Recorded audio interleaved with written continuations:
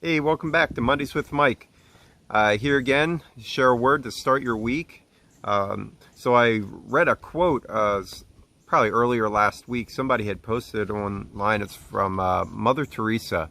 I think someone who generally respected and admired for the work of service that she did and the many lives that she touched during her time here on earth.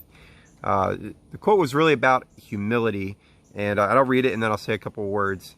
It says, "Learn to be humble by doing all the humble work and doing it for Jesus. You cannot learn humility from books. You learn it by accepting humiliations. Humiliations are not meant to torture us. They are gifts from God. These little humiliations, if we accept them with joy, will help us be holy, to have a meek and humble heart like Jesus." Now, I know none of us like to be humiliated. I mean, that's not something that our flesh tends to really like. Well, why is it even important to be humble? You know, I really believe that humility is the way that we really have the greatest impact on the world around us and on people.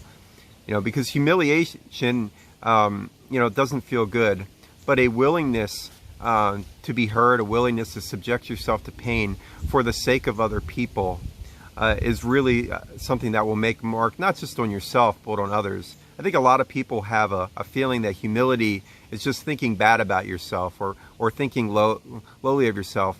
I think it's actually quite the opposite. Humility really comes centered in knowing who you are and being so confident in who you are and who God created you to be that you're not really moved by what other people think. You're not moved in the highs by the praise of others, and you're not moved in the lows by what other people say bad about you. You know, honestly, if you're going to stick your neck out and put it on the line and help other people, it's not always going to be received well. In fact, sometimes it'll backfire on you. But if you do things out of a heart of love and you do things out of a heart of service, that's really where true humility comes from. Humility isn't really looking for recognition. Matter of fact, humility is best done in the shadows.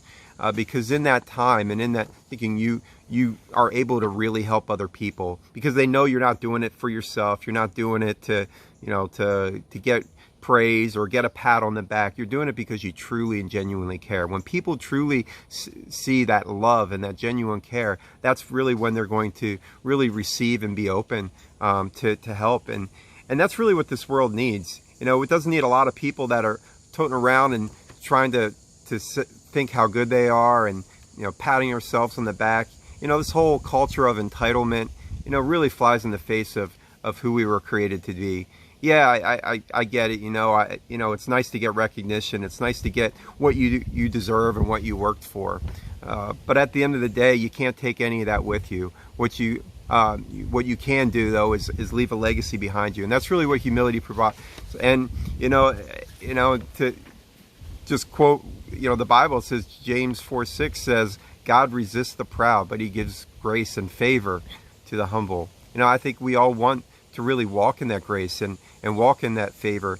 And if you live a humble life, you're going to see amazing results. So I'm going to end this by one more quote I read from Mother Teresa. It says, "If you're humble, nothing will touch you, neither praise nor disgrace, because you know what you are." So I encourage you today, know who you are, be strong in who you are, be willing to take the role of a servant wherever you go. No job is too low, no job is too high. Be who you are and live your best day. See you next week.